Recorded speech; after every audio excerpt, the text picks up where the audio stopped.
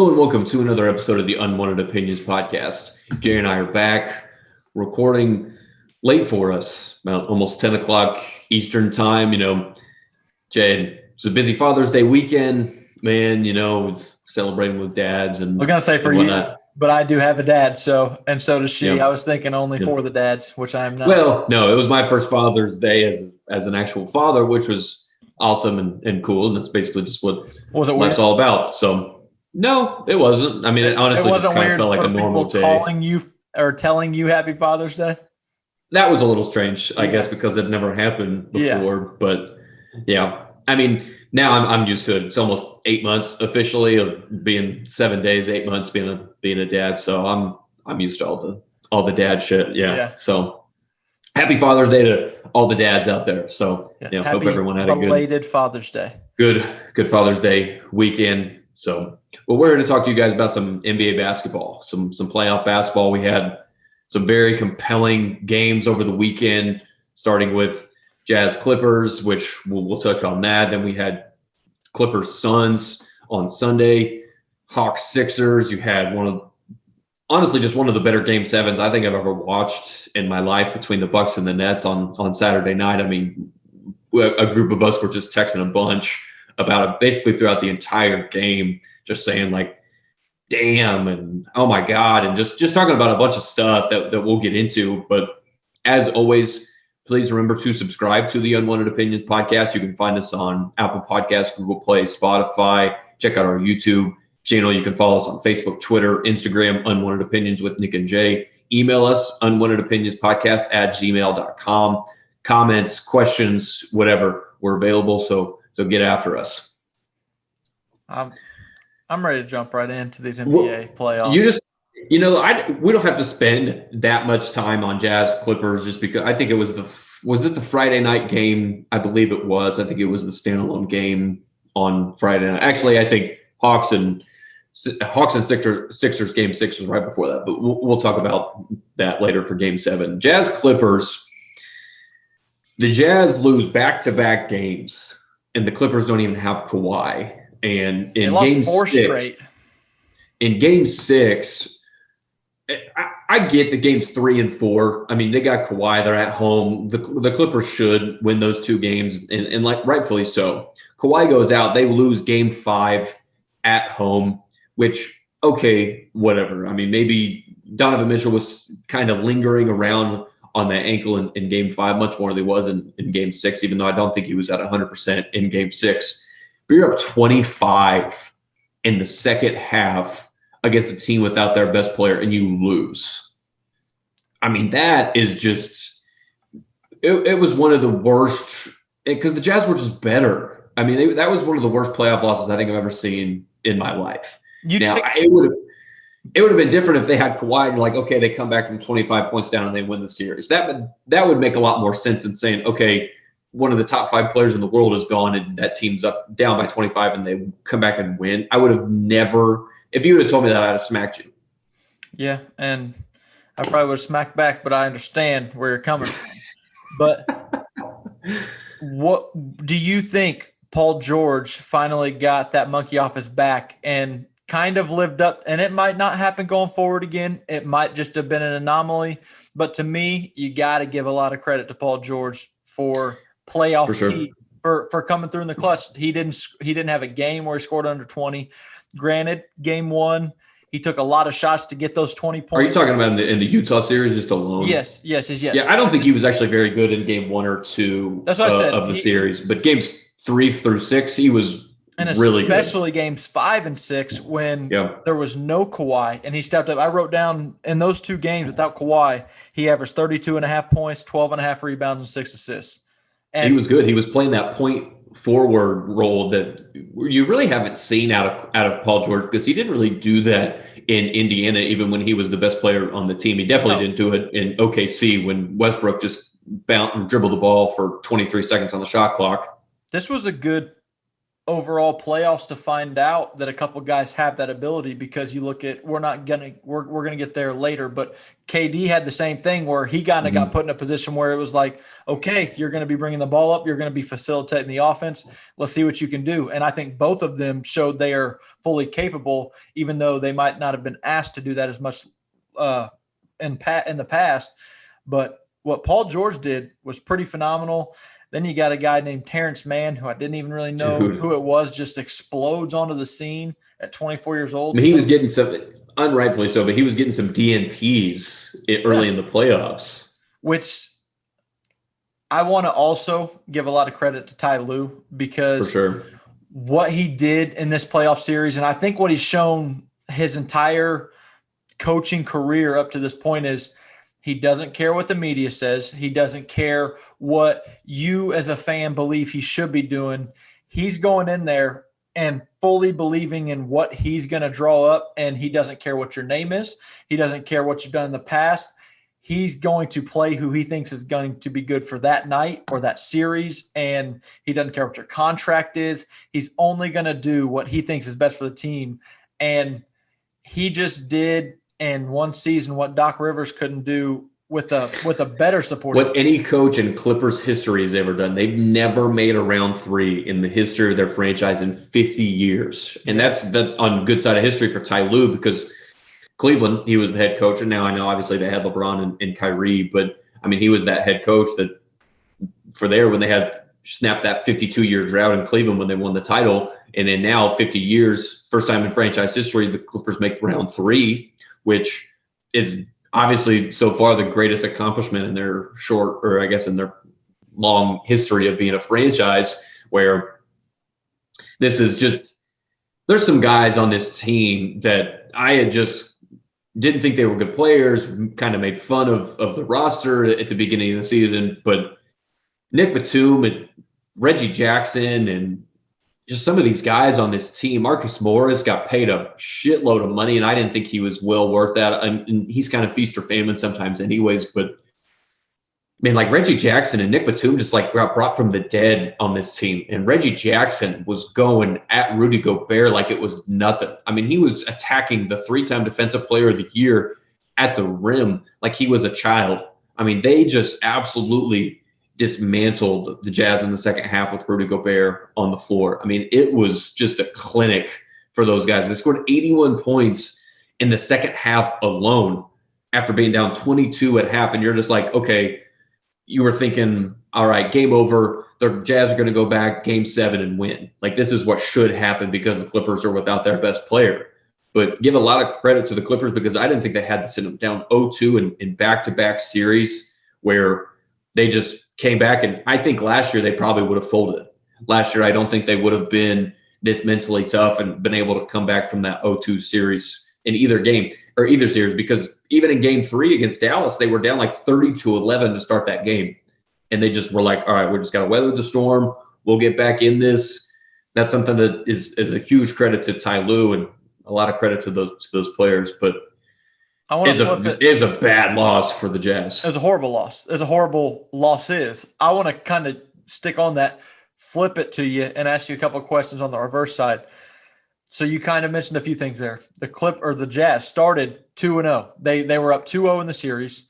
Yep. The Clippers lost. And they made a big comeback in game 1. The Clippers lost their best player for over 2 games. So 2 and a quarter to, I forget what quarter. Kawhi went out in game 4. But I think it was. I'm pretty sure it was the fourth quarter. I think it was right around the end of the fourth quarter, and they blew the Jazz out in that game. So we'll just keep it at the Jazz start 2-0. Clippers lose their best player for the final 2 games. The Jazz, and I think both of our opinions, have an overall better top to bottom roster.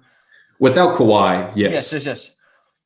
Who or how much blame do you give to Quinn Snyder, and what do you think his future holds? I think he's going to stay there, but you have to blame him at least a little bit for not even trying to make one single adjustment with Rudy Gobert in that second half, because, I mean, it was obvious. And Rudy said after the game, he goes, look, that was our game plan, to just let Terrence Mann shoot 3, which I get it. If he not if he a horrible missing, game plan. You didn't expect him to go for almost 40.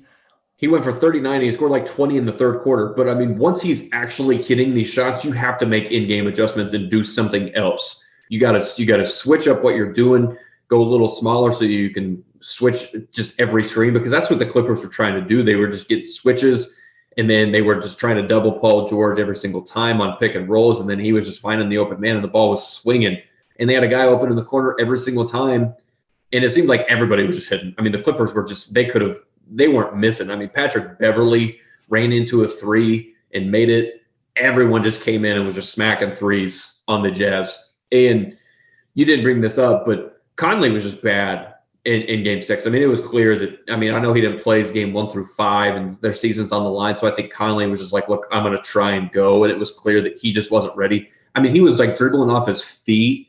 I mean, he had no rhythm at all. He was a liability out there, and Quinn Snyder played him and Rudy Gobert entirely too much. Yeah, and I kind of want to get your thoughts on – I know you believe Donovan Mitchell's a very good player. You like him a lot. I love Donovan Mitchell. I know. Do you see some flaws in his game? Because when I watch the Jazz play, I see a lot of him taking a ton of shots and not really even attempting to play make very much. So he has that mano-a-mano type part of his game that he needs to he takes a ton of shots, focus on. And I don't ever really see him like look for the driving kick, look for a setup move to then pass to an open player. He's not the playmaking type. He's more of like, I'm a scorer, and that's basically what I'm here to do.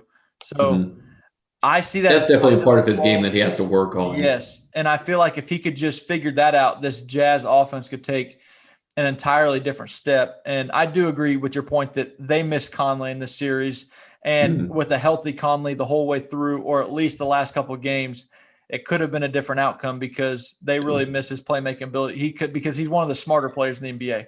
He might not be the best. And he takes a lot of pressure off of Donovan to not have to go one-on-one every single time because, I mean, after Clarkson in that second quarter where he scored like 21 points in like 8 minutes, I think it was, where he just was hitting everything. I mean, he was not missing for nothing. But, yeah, I mean, they just didn't really have anybody else to move the ball, and they didn't really play what they – and I know the playoffs are different, and that's what people are laughing at the Jazz for. But it was just an absolute collapse by them in Game 6. I mean, there's really no other way to put it. I like I said, like, you give a lot of credit to the Clippers, but the fact that the Jazz just didn't try anything else is just very alarming. But I mean, I really do think they can come back next year with the same roster and still be one of the best teams in the league repeatedly, because I like the fit of this team. I really like Quinn Snyder as a coach. I think he's a good coach, even though he had a blunder. I mean, you can look across every coach in probably NBA history and say they had a terrible playoff series or something, and then they learn from it. But they got to probably have that Rudy Gobert conversation of, is he a guy that we just can't play the last 6 minutes of the game? And we'll talk about Ben Simmons when we get there to the Sixers, but the Jazz are going to have to find themselves with that Rudy Gobert conversation. It's going to have to happen sooner rather than later, because this is like 3 straight years of Rudy Gobert just getting just kind of abused in playoff series and just almost being a liability. Yep. Yeah. Because if he's not giving you anything offensively, I mean, it's hard to play a guy like that in the playoffs. It just is. I agree. So we'll see what Quinn Snyder decides to do and what the Jazz decide to do going forward. It'll be interesting. But hats off to the Clippers. They advanced to the next round. I'll give it to them. You won't hear any Paul George slander from me for how he played in that last round. Possibly after this next round, though, because it could. I mean, but again, that's the thing. Like, if he plays well and they just lose, I won't say that he was like trash or a bum or anything. If they just lost to the better team in the Suns, if he goes like 2 for 16 in game 4 or game 5, and that's a chance for them either go maybe tie the series at 2-2 or go down 3-1. I mean, he'll get a lot of criticism, which is well deserved. But if they just lose the series and he plays well, I won't hate on him. Okay, so let's go to that series. What did you see in game 1? What were some of your biggest takeaways? Devin Booker. Devin Booker just put on an absolute show. 40, 13, and 10, I think it was. It was his first ever career triple-double. I mean, and I it think wasn't even a 20-point triple-double. It was a 40-point triple-double. Didn't he score like 16 straight points for them in the third quarter? 16 straight. I think the Clippers were up like almost, I think they were up 7, like 87 to 80 or something like that. And then Devin Booker just goes like bananas and hits just 16 straight points. And it was just, they didn't have an answer for him. I mean, he was doing it on all of them from the mid-range. Because he didn't even have a great start. Getting to the hoop. No, he didn't. He actually struggled in the beginning of the game. And then he just took off. And it's just really impressive because he was able to do that without Chris Paul. I mean, he just was the guy that was like, okay, we don't have CP to help guide the offense. I just got to do more. And he put it on his plate, and he was like, I'm able to do this. And he was another guy that I didn't even mention earlier who kind of got forced into that. You're going to be the facilitator now. Let's see what you can do. Because he had to. Exactly. So It was good. It was a good game one. I actually think this is going to be a pretty good series. And I love watching Devin Booker. He might be my favorite player to watch at this point in time. Really? Yeah, I heard. I like him too. I know Kobe loved him when he got in, and he said he thought he had the Mamba mentality. But in the past 24 hours, I've heard Stephen A. Smith, and I've heard he said he's the next Kobe. Chris Broussard both compare him to Kobe. And even though I think their games are different, it's almost just as fun to watch him because he's not afraid to shoot. He'll try and score from anywhere. He's not afraid to take on anybody. No shot's too big for him. His shot is pure. He has a better shot than Kobe had. He's a better shooter. He can score from anywhere, and he's one of those guys that every time he shoots the ball, you just assume it's going in. Yeah, you just feel good about it every time he shoots. Because it looks the same. He doesn't really, and that I've seen, he doesn't really take bad shots. There's not too many shots that he puts up that's like, I don't know if I would have shot that. He shot it into he was double teamed and shot it. It's just like he creates, he knows where the open spots on the floor are. He gets there and he shoots, he rises up and no one's really in his face. So I really like watching Devin Booker play. And I think this is doing so much for his confidence and this Suns team, the way they're built, how young they are. They could be dangerous for years to come if he just takes that next step. Because Ayton was also really good in this game. And I mean, he was a guy who, unlike what the Clippers could do with Gobert, played him off the floor. They weren't able to play DeAndre Ayton off the floor because he was still getting out there on his shooters. He was switching. He was still producing offensively where, I think he started the game, 8 for 9 from the field, I believe it was. Dude's shooting like almost 70% from the field in these playoffs. Efficient. It's nuts. And he quietly incredible. Has like a 20 and 10 game every game. Yeah, and you don't even realize it. No. Until you look at the inbox score. You're like, I think he had like maybe 15 and 7 or something. Like he played well. But then you look at it and he's got like 26 and 13 on 10 of 13 shooting. Exactly. So yeah. And the wings of the Suns they're young, they're fiery. Mikal Bridges, Cam Johnson.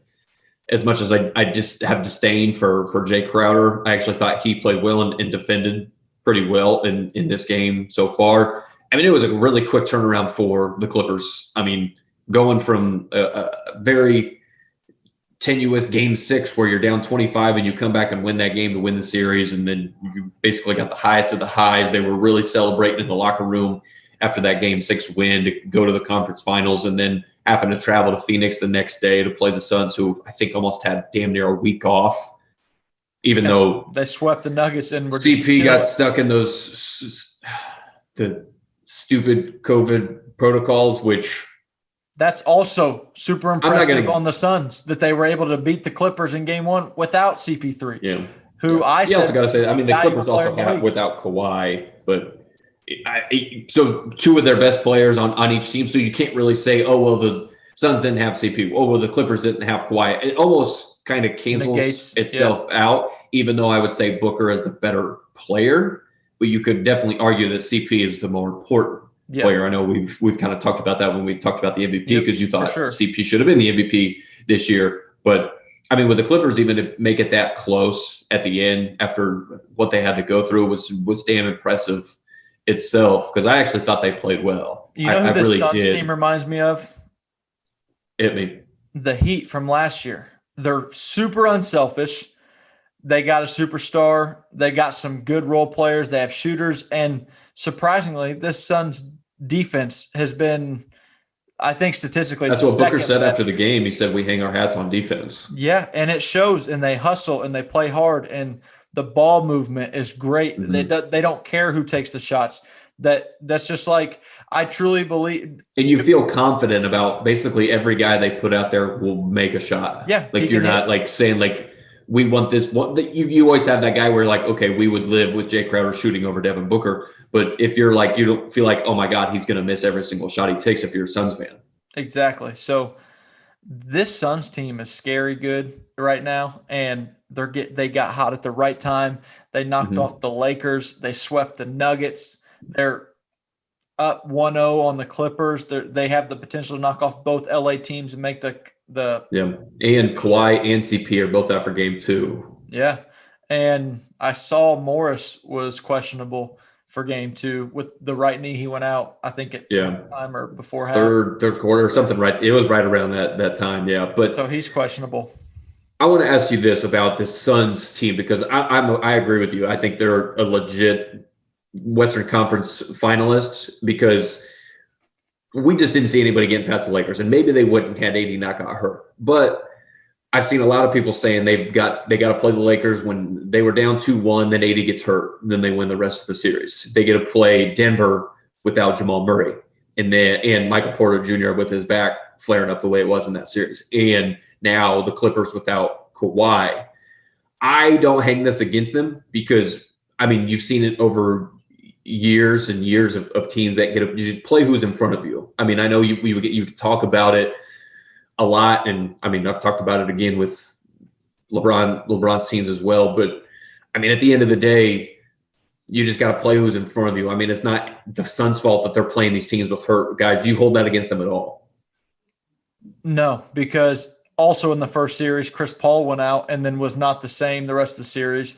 The second series, okay, they did play the Nuggets without Jamal Murray, but it's not like it was competitive. They swept them. They beat them won pretty 4 for 4 handedly in all 4 games. Yeah. And then this series, they haven't had Chris Paul yet either. I know the Clippers don't have Kawhi, but as to this point, they haven't had CP3 yet either. So I can also play devil's advocate for everything that you just mentioned as well. So I'm not going to hold that against them. They do have to play who's in front of them. They've done what's asked of them, and every game they win, they're just getting more and more and more confidence. And I think that's actually also kind of impressive for them as well because they haven't taken any teams lightly. No, even though they've not been without some of their best players. Like they didn't take the Lakers lightly when Anthony Davis went out. They attacked them. They went down their throat. Same thing with Denver. They were like, look, we're not going to fuck around with Denver. We're better, and we're just going to beat you. And then the same thing with the Clippers. I mean, because, the point we've just been talking about where they're without Chris Paul, they're like, okay, we're without one of our best guys too, so come at us. Exactly. Do you want to give your prediction for the series? I'll say Suns in 6 just because – that's what I had written down.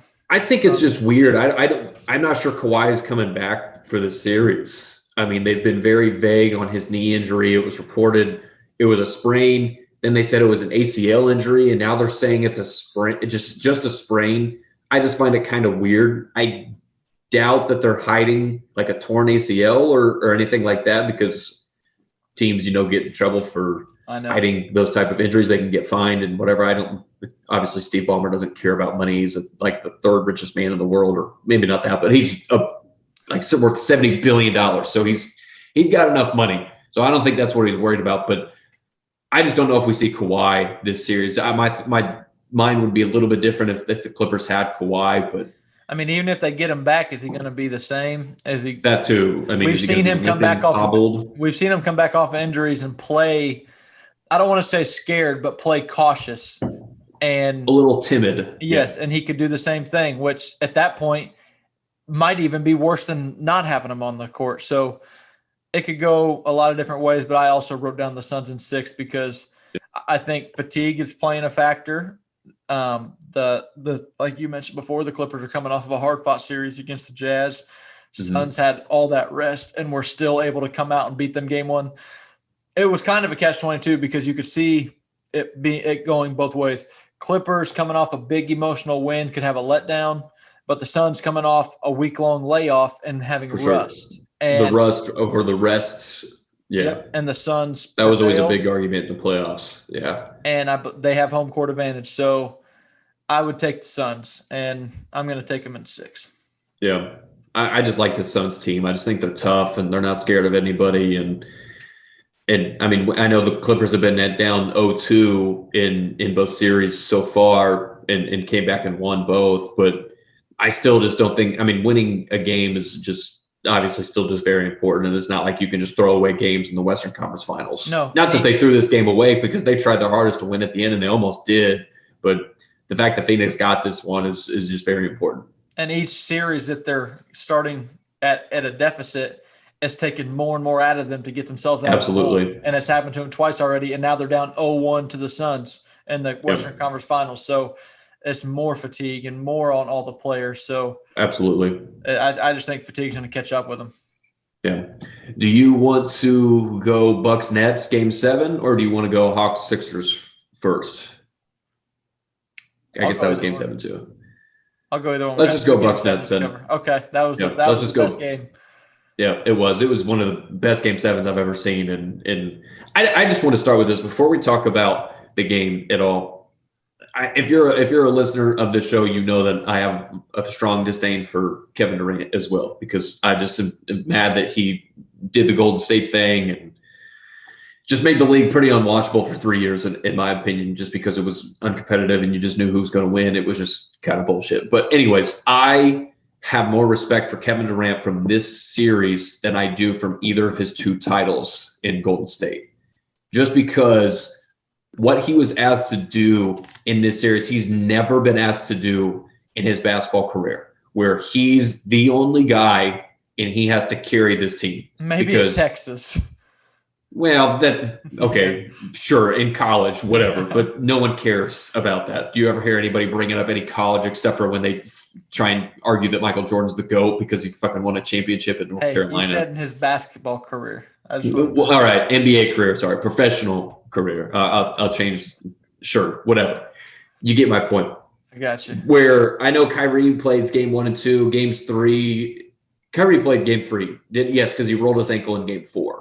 So you don't have Kyrie in game, basically the second half of game 4, no game 5, and James Harden is kind of hobbled a little bit. I don't know if we'll ever know how hurt he actually was, but obviously he was hurt enough to miss games 3 through 4 and then come back in game 5, 6, and 7 and not look full James Harden-y. But what KD did was just he gave us some of the best all-time playoff performances in game 5, not so much in game 6 and then in game 7. I mean, he now has a record for most points, and in game 7, I think he averages the most points per game in game 7 history in NBA playoff history. So what he did was incredible. The shot making, it was just crazy, because I think I texted you guys at the end of that game where it put up the little screen where it said Kevin Durant had 46. I knew he had a lot. I didn't realize he had 46. Like, the dude just wakes up and drops 40. Like, it is incredible. He's the most effortless scorer that I've ever seen in my lifetime. And that's what also pisses me off so much, is that he was just too good to do what he did to go to Golden State. I mean, he was too good of a player to just go get those cheap rings.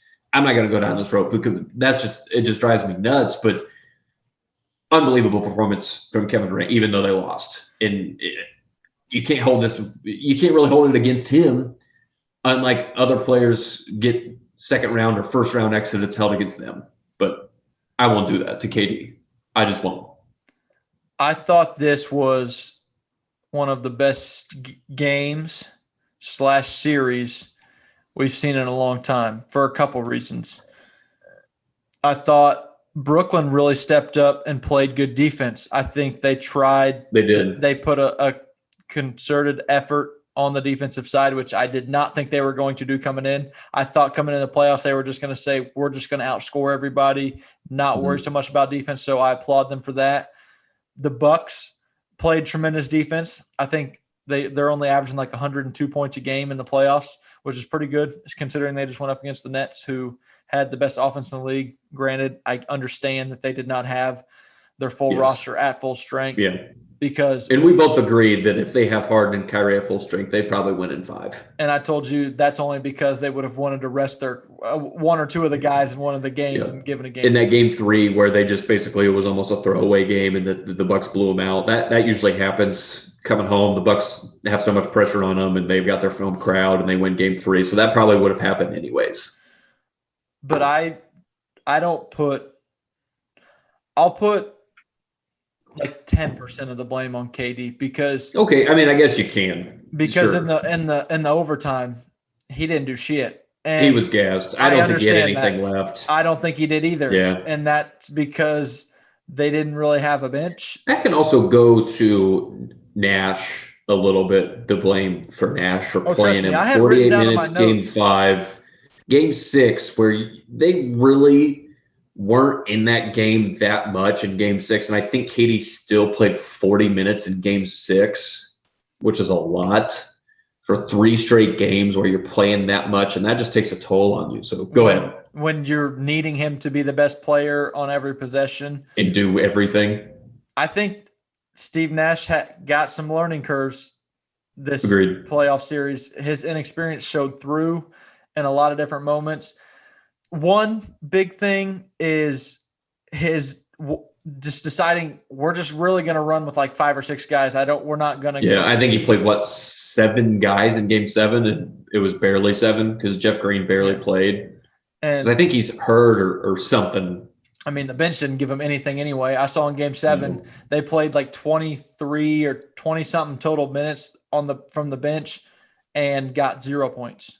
So that's a concern. I mean, Budenholzer didn't do much better. He's only playing like 6 or 7 guys too. We'll go on him in a minute. But I want to get your take on that Steve Nash no timeout call at the end of the game. I hated it. So I actually didn't hate it, and I responded to that in the group text we had going on. Simply for the fact is they had time to get the ball at the court, and KD had the ball. He didn't have a bad look at it. He had one-on-one. He can shoot over anybody. He had just hit one earlier. So if you want to – we've seen coaches do this in the past where they just let the guy play it out and get to where he wants to get and get the shot he wants. I just think KD just flat out missed the shot. I don't think it was a horrible shot.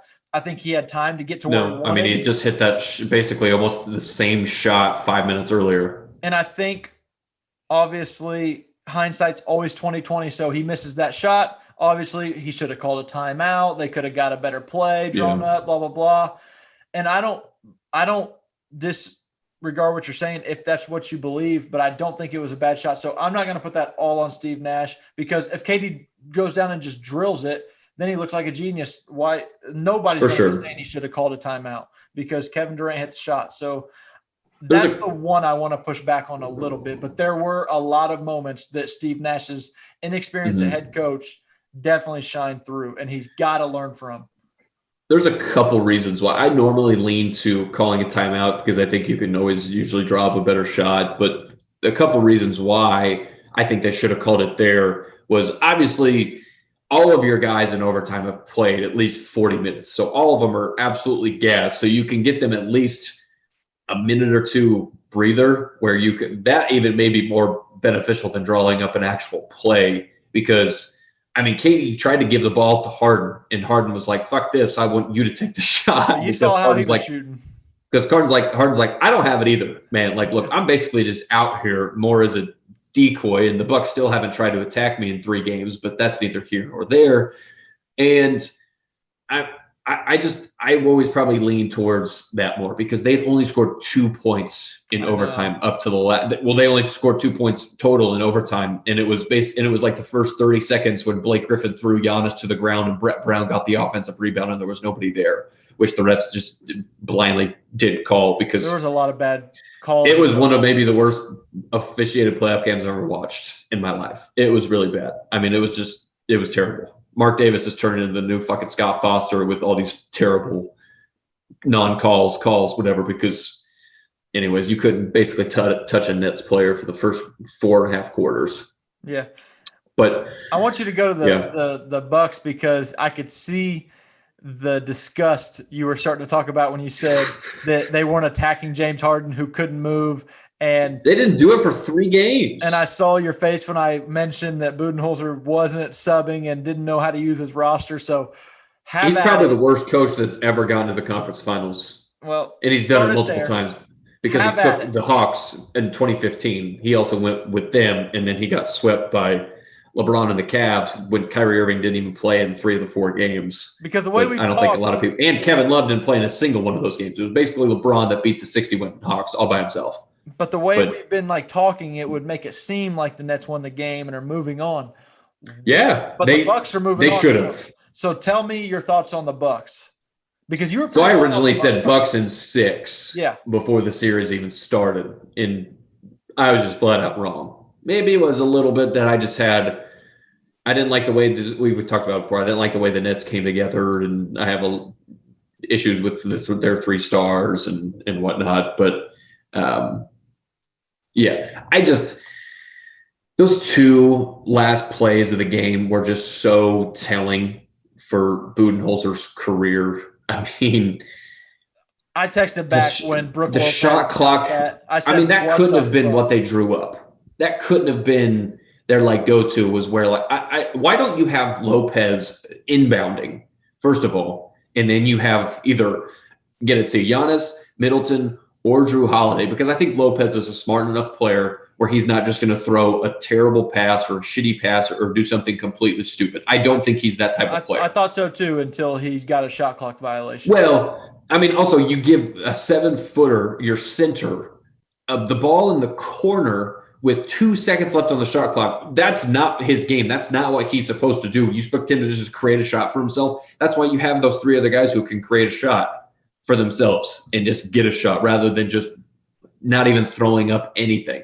And then the last one where KD tied the game, where he hit that incredible shot that was an inch away from winning the game, from ending their series, because the Bucks, again, have Drew Holiday inbounding. Why don't you have another one of your guys who can get a shot off quick in that last second, and then you throw it to Giannis in the corner and hits the top of the backboard? That was Budenholzer. If they had lost that game, I don't think he would have made it into the locker room. I think the Bucks owners would have fired him right before he wouldn't even have been able to talk to the team after the game, because it was terrible. It was awful. I don't have anything else to say. It was just bad. You want to hear a fun fact? Please. Credit, first things first, which is where I heard this. Kevin Durant, I don't know where they get this information or how they know it, but Kevin Durant wears a size 16 shoe. Okay. He plays in a size 17 because it feels better. So if he would have never known that. If he would have potentially been wearing his normal size 16 shoe, he might have hit a 3-point shot there, because that's maybe, inch or whatever and shoe that he would have been missing. But they came up with that. I was like, how do you even know that? Where do you guys find this out? I thought it was funny. That's pretty good. I want to give Giannis a little bit of credit, because I thought he played his ass off. He did in that game. And he had everything going against him, because he's not a great free throw shooter. And he probably had the most pressure on him of any player in this playoffs. Correct. Maybe in the whole entire season. All anyone's ever been saying the past couple of years is he's a regular season player, and when it comes to the postseason, he can't shoot and he folds and he can't make it out of the first, second round.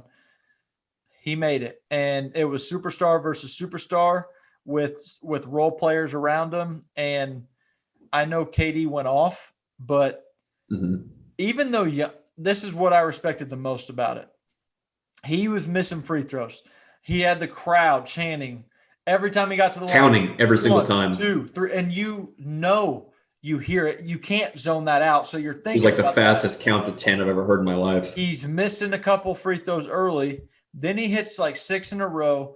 And the whole time he's missing free throws, he's not a great free throw shooter to begin with. All the pressure, game 7, you're going against Kevin Durant. He kept attacking. He didn't care that he might go to the free throw line. We've seen other guys, the next series we're going to go to, straight up try and do whatever they can to avoid going to that free throw line in the big and more. He didn't. He was backing down. He was driving. I respected the fact that early in the series, he was taking shots from the three, from 18 feet out, from 17 feet out. And the longer the series went, the closer his shots got because he was like, I'm way more effective at the rim. So you saw game 7, almost all of his shots were at the rim. And he was exhausted in that game. Tell. Like in the third and fourth quarter, dudes were shooting free throws. He's bent over, just trying to catch his breath. He's wincing. And you saw on the sideline, I think Bud tried to give him like a few minutes rest, and I think he only ended up getting like 30 seconds of rest. But yeah, they did. They had to have him out there on the court. And we were talking about a lot. Middleton and Holiday were awful in the first half, and they were really lucky to only be down 6 points. And then I thought Middleton and Holiday in that last like minute stretch where they really needed some shot creation. He hit like 3 straight shots, a three, a drive, and then a mid range. And then Middleton was almost kind of like their go-to guy down the stretch because I actually thought he was really good offensively in that fourth quarter. And honestly, the whole second half, he was one of the best mid-range games in the league. Mm-hmm. Yeah. Him, Chris Paul, Kawhi, those are the 3 guys that come to mind with like the mid-range. Yeah, Middleton was really good. KD as well. Yep, he had some big shots. Yeah. I don't want to discredit what the Bucks did. No, because we just were talking about it with the Suns. If you're giving all the Suns the props for going to the Western Conference Finals for facing those those 2 teams before them with injured players, you have to give the credit to the Bucks as well because they played who was in front of them. They won a game, and they could have easily folded after Game 5. They're up like 17 points at halftime and then lose that game. Game 6, they could have just easily thrown in the towel. Even a Game 7 as well. You're on the road. You get it. You're probably not supposed to win this game even without Kyrie and a James Harden on one leg. Not a lot of people were expecting the Bucks to win this game. So you got to tip your cap to them. I mean, and I'm happy for Giannis too because I enjoy watching him play. I think he's great for the league. I love that he stayed with Milwaukee, and it's a small market team that's able to do it. And I mean, some of the stuff's kind of funny seeing everything about him, but I think he just means well, and I just think he's just a stand-up guy, and he's competitive as hell. Here's something, if they're not going to utilize Brook Lopez, because to me, he has one of the best back-to-the-basket games in the league with his hooks. He was an all-star with the Nets doing that such thing. And the Nets have nobody to answer him on defense, and you still don't utilize him. Why don't they just run Giannis at center? He's 7 foot tall and athletic as hell. And offensively, he kind of is. I mean, yeah. So why don't you just get another Brook shooter Lopez is a spot-up guy. Yeah. If you're gonna play Brook Lopez at 3-point line, and he's not fast, just put Giannis at center and get you another 3-and-D. Who else do they have though? I mean, their bench is awful. Yeah, well, I mean, Connaughton was okay, but I mean, he airballed a few shots. Spurts. And yeah, Bryn Forbes is another guy who's streaky as hell, and you can't really count on him much. So, and they just basically, and Bud was like, I'm not playing Bobby Portis anymore because DiVincenzo's hurt. And that's another thing. The Bucks are missing one of their most important guys. He was probably their 4th best player all year round, and he's gone. And he's another guy who is a capable defender and a decent shooter. So that's another guy that they're missing that's kind of overblown a little bit. It's not mentioned much. But has anybody found Joe Harris yet? They're still looking for him, I think. Yeah, I think so. You might have a wanted poster in Brooklyn. He's been missing for a while. He was bad. I mean, he makes one more shot and they win Game 5, or they win Game 6 or 7. That's embarrassing. What he did, he was bad. Yeah. I remember you were saying something about it on Sunday about Harden. You thought you didn't think that he was getting maybe I think it was too much praise for his injury. I'm not saying that he wasn't hurt. I think guys play hurt a lot. If you saw plays where, I mean, he out jumped a 7-footer on the jump ball. He had legs underneath of him. It wasn't like he was hobbled and limping all up and down the court. He had movement. He was able to shoot threes. he just missed. And I get that he might not have been 100%, but I think that it was – people are making it seem like he was running at 30%, and I don't believe that to be true. I don't think it was – he may have been, 60 to 70-ish. I think you give him 70%. He was healthy enough to do his bullshit. Exactly. And generate it's not like foul he's calls. never been good on defense anyway. So no, offensively, and I mean, he's also been a guy who's shied away from big moments exactly. as well. I mean, That's he's a guy point. that's not had a good track record. So maybe he was a little bit healthier than I am giving him credit for. Or giving the benefit of the doubt for. I'll never know the answer to that. Nobody will, because he's never going to come out and say if he was. He said after the game that he was dealing with a grade 2 strain, which it could be true, could not be. We don't know. I don't know. It just looked like he was able to do more than someone who has a grade 2 hamstring strain. To me, I don't know. That's just my opinion. I think he's getting too big of a pass for another Game 7 closeout plunder offensively. I mean, it just wasn't good. I think Chris Broussard. He had a little stretch in the second quarter, I think, where he hit like 3 threes, but then that was basically it. I think I heard. And I think he banked in a 3. Today.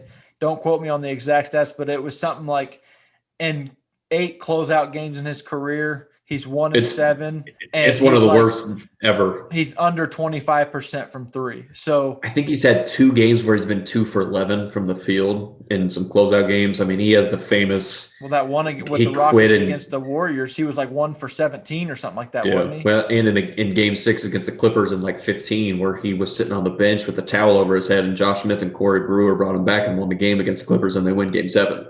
Yeah. So I just think he's getting too big of a pass. I'm not saying he wasn't hurt, and I applaud him for going out there and attempting to give it all he's got to try and win a Game 7, but I just don't think he played that well, and I think it's getting overblown hard he was. I can see it. If you're out there, play. I mean, if you can't go. If you're good enough to go, I get you. Yeah. So. Hawks and all right, Sixers. we'll move on to Hawks. What's there to say about this Sixers team? I mean, we can just start with Ben Simmons. We'll end on a high note. Start with the weak-ass Sixers, and then we'll talk about these Hawks. Because I think I've been a pretty big Ben Simmons defender over my years. I've always I've liked him a lot. I don't understand how he hasn't become at least a competent offensive player, or at least a 70% free throw shooter rather than like a 30 to 40% free throw shooter. I mean, that's obviously just pretty bad. But I will say this to Simmons. I agree that his trade value has gone down. I don't think it's maybe as low as a lot of people are saying that it is, because I still think there's a team out there that would give up a decent package for Ben Simmons if the Sixers trade him, which they probably will. But let me ask you this. All you needed to know as it's ever been.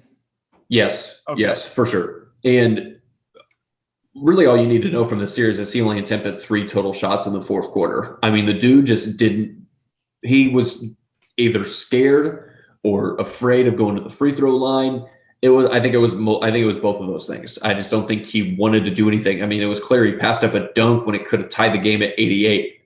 I mean, he literally had the ball under the hoop and passed it out to Matisse Thybulle when he had at least either a dunk or a layup. It was a horrible pass. It wasn't even a good pass. It was terrible. Yeah, it was like in traffic. Matisse Thybulle was like in between like 2 guys or something. It looked like he was trying to pull a Brett Favre and break fingers. I'm out. Yeah. Laser. So he was either afraid that Trae Young was going to try and foul him under the hoop, or he wasn't going to finish the layup or the dunk, or I don't really know. He obviously just wasn't there mentally. He clearly wasn't, because the free throw thing was in his head. Now, he was a guy who was absolutely scared to drive to the rim or anything, because I think he's one of the better drivers to the rim in the league when he's actually on, because it was just a few years ago when Embiid was hurt. And Simmons had that crazy run at the end of the season where they won like 16 of like 18 games or something. And then they went on and beat Miami in the playoffs and lost to Boston that year. But Simmons was the main guy. They had a lot of shooters around him and they were rolling. I mean, that was something that I mentioned years ago, or a year ago or so. And I'm not the only one who did this. I'm not trying to take sole credit for it, but it was just clear that Embiid and Simmons probably just weren't ever going to work. And he could get his own team. and he could do similar things to probably not as elite as what Giannis does for the Bucks. But I mean, you get his own team, put shooters around him, and he could probably make you a 6, 7, 8 seed in the Eastern Conference, maybe even in the West if he's your best player. And maybe he's not a championship guy, but hey, there's a road for him to be a successful player in the league. There is. I came up with 2 trades that I don't even know if it works with the salary cap. I didn't look really much into this. I just off the top of my head, what do you think about the Sixers trading for either CJ McCollum and Ben Simmons? I've seen that a lot, but I don't think Portland will do it. What about Porzingis? And why would you do that if you're Philly? Well, you could bring him in, then you got 2 7-footers, one who, in theory, could get back to being able to shoot, and Porzingis. But is Porzingis going to be happy in that role because he hates what his role is in Dallas when he's just a spot-up shooter, and that's what he would be relegated to in Philly as well. I think they could go to more of like a Twin Towers roll down low because Porzingis is super athletic, and Embiid, even though he posted up more this year than he ever has in the past, he's still wandering around the free throw line a lot and catching it and doing things to get to the rim, whereas it would remind me a lot of a better version of Lob City back in the day with DeAndre Jordan and Blake Griffin because you got athletic players. There's no way. You don't think so? Porzingis isn't that player that Blake. No, he's never above the rim like Blake was, or even DeAndre. Well, you also got his arms are 28 feet. Yeah, you also got to throw into the fact that the dude's had been injured. He's had a meniscus, an ACL. He's had a bunch of knee problems, and those tall guys, Jay, I'm not sure that history's on his side of getting any healthier as he gets older. He would be pairing him with another injury-prone guy in Embiid. Exactly, well. And like I said, I don't think Philly would do that because I think Porzingis' trade value is below Simmons. You think it's that low, huh? I think it's that bad for Porzingis. I really do. Because, okay, if they upped the case for Ben Simmons is I think he's only 23 or 24. If he gets his own team and he's like, look, I'm the guy and there's no other 7-footer down there clogging the lane like Embiid does, which Embiid should because he's just that good. But with Simmons, it's just the shooting. It's bad. But if he's the only guy on the floor who isn't a shooter, it helps a lot better because he could do similar things to a Draymond Green in Golden State. I mean, where Draymond is a terrible offensive player, but he's probably better than Ben Simmons. But still, because you actually would feel confident if Draymond went to the line at the end of the game. I know I would if he was on my team, or if I was a fan of a team he was on. I would think he could at least hit one of two. And Simmons, you think he's going to miss everything, but defensively, he's going to miss everything.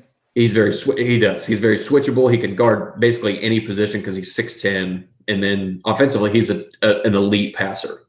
He is. It's just there's not enough space on this Philly roster for him to maneuver. So, yeah. What about Doc? I think he is more and more overrated every year we've seen. Yeah, Josh Smith came out on IG and was saying basically the same thing. What did he say? I didn't see this. He said something just about how Doc can't make any in-game adjustments or anything like that. It doesn't seem like he can. I think he has the worst winning percentage in closeout games in the history of the most blown being a coach in history. I mean, the Sixers, that's the thing. They had consecutive games where they were up 18 and 26 in the second half, and then they lost those games. They fold at the end of the games, and I'm kind of mad at myself that I fooled myself into thinking that they were the best team in the East and they could beat Milwaukee or Brooklyn, but I don't think they would have. Obviously, I don't think they could have beat either of them. And who knows if they'd have beat any of some of the other teams that were in the playoffs this year had they not got matched up with them, because they fold at the end of the games. They have no offense at the end of the games. It was supposed to be different this year. I bought into it, and I'm not the only one, obviously, but I think everybody looks like a fool for buying back into it, because as much as I bought into them, I'm not really surprised that this happened to them. No. Because there was a point in that game where you're just like, they're not winning this, because they couldn't figure it out. I was never sold on them. But I'll tell you what I was a fool for doing was writing off the Hawks because For sure. I convinced you to pick the Knicks. You did. And Still mad about that one. you wanted the Hawks. And I said it doesn't even really matter who you pick because neither one of them's making it out of the second round. And I thought the exact same thing. And what Trae Young and this offense is doing in Atlanta is awesome. He is coming on kind of like that Devin Booker role. Trae Young, to my knowledge, has never been an all-star. I think he was. Maybe he made it 1 year. 2 years. He wasn't last year or the year before. No, he was not this year. And the Hawks, I think you talked about Dave just drafted well. They have. And the signings that they made this offseason were really good, too, where they got Bogdanovich, who – and he didn't really – he was hurt in Game 7. He didn't really play. I think he only played 20 minutes, and he wasn't even very good. But Danilo Gallinari was really good yesterday in Game 7. I mean, he hit some really big-time shots. And a guy that they basically got thrown in, Clint Capella, he's been really important for their team this year. I mean, he's a good lob threat. He's a good defender. He was somebody who was really his role too. Absolutely. He knows what he is. And that's what the Hawks have. They have a lot of guys that know what they are and they don't try and do too much. And Herter just had the game of his life in Game 7. He was like, it's my time to shine because Trae Young really wasn't that good. I mean, he had some moments. He had a couple big shots in the fourth quarter, but I think he was 1 of 13 at halftime. He missed 17 of his first 19 shots. There you go. Yeah, he really wasn't that good. I guess I should say he wasn't good shooting-wise because I actually thought he controlled the game pretty well, and he was still getting everybody else involved, and he was penetrating and drawing everybody, kicking out what he was supposed to do. He just wasn't shooting well. He just didn't have it. But he didn't give up on himself. Was like, I'm too scared at this moment because I just don't think that's something that he's ever going to be is too scared of anything. Because, I mean, he was able to do it in the Garden, and the Knicks hadn't had a playoff game in like 7 years, and he was just looking at the crowd, and he's just not afraid of anything. Like I said, missed 17 of his first 19 and then hits big shots down the end of the game to close it out. And I wrote this down. Atlanta started the season 14-20. They had 0 All-Stars on the team this year. They fired their coach in the middle of the season, and now they're in the Eastern Conference Finals. Big credit to Nate McMillan. For sure. Huge props to Nate McMillan because I told you like 2 weeks ago I was pissed when the Pacers fired. The Pacers extended him and then fired him and then hired a coach and then fired him like a day later, pretty much. They messed up. Yeah, they did because I always thought Nate McMillan was a good coach. And, I mean, he's never had a player as good as Trae Young. I mean, sometimes it just is that simple where your player – the coaches can only do so much, whereas you need a star player to win in the playoffs for sure. At least one. Yeah, because every team left in I know some of them aren't teams that are like the sexy pick, the Lakers or the Nets or some of those guys from the beginning of the year, but every team at least has one star on their roster right now in the Final Four. It's weird that the Hawks are one of those Final Four teams and the Suns because at the beginning of the year I thought the Suns were going to be good. I wasn't really that sold on the Hawks, but I mean, if you would have told me the Clippers and the Bucks are the 2 of the 4 last teams, I'd be like, okay, yeah, cool. I would have said that probably the Nets and the Lakers were the other 2, not the Suns and the Hawks. But huge credit to them. Give me your prediction. The Bucks should win this series. I'm not asking you who should. I'm almost tempted. I want to say the Hawks just because I think it would be really cool to see them in the finals. I'm going to go with the Bucks, though. I'll go Bucks in 6. Maybe I'll go Bucks in 7. Okay, because I had the Bucks in 6, and I was going to say you're going to pick the same as me again. Only reason I have it going in 6, I love what the Hawks are doing. I'm probably going to be proven wrong again because I've already written them off before, the Hawks. But I think the only reason I had it going to 6 games is because I think the Bucks are going to be super fatigued coming into this series. As they should. This Brooklyn game or this Brooklyn series and Game 7 specifically. But I just think Milwaukee has way more playoff experience, even though they haven't made the Eastern Conference Finals and all this. This same core group of guys has been to the playoffs and had multiple series and learned from past experiences, whereas a lot of the Hawks play. And they've gotten some demons off their backs in this Yeah, they playoff run so far. Milwaukee has. And I think their defense is just better. And Atlanta, I think they have more guys to guard Trae Young exactly, than Philly did in a better way, because I also think they have guys that can attack Trae Young more. Brooklyn or Milwaukee does, that Philly just didn't have. Philly didn't have especially a guy when like their guy wanted to just throw the ball to somebody else. For sure, especially and I mean the Sixers didn't really have like that one-on-one creator, whereas Milwaukee, you could argue, has three if they try and attack Trae Young, because that's something that the Knicks weren't able to do because they didn't have that type of player, and the Sixers didn't have that type of player either. So the Bucks, if you want to attack Trae Young defensively, this is the best team that they've played so far suited to do it. I don't disagree with you. So in my opinion, so yeah. That's where we are, Jay. All right. It's been good so far, though, man. I agree. And it should be another fun 2 series in the conference finals, because 4 good teams and 4 fun teams to watch. All of them can score. So I'm excited to see where it goes. We can get out of this one on that note. Yep. We will get out of here on that. Like we said at the beginning, subscribe, rate, review, follow us on all social media accounts. You can ask us questions, comments, whatever. We're here for you guys. We're getting more active on the social media, so that's right. Reach out with the questions. We can answer them on here. Maybe bring on a segment if we get enough questions on just straight up answering a bunch of questions. I like random questions being asked. Mailbag type shit. There you go. Next, we'll get to it on the next episode. We're going to go quarterbacks. I think I'm excited to see Nick's group of quarterbacks. We're going 40. Rank our top 40. Yep, 40 all the way down to 1. And I'll mention it when we record that one, but just so you guys know what it is. If all things were equal, this is who we think is the best quarterbacks from 40 to 1. Not, this guy has a better. I just did it on who I'd rather have. Exactly. The most. So that's a nice spoiler for you. We can get out of here on that one. So until next time. Until next time.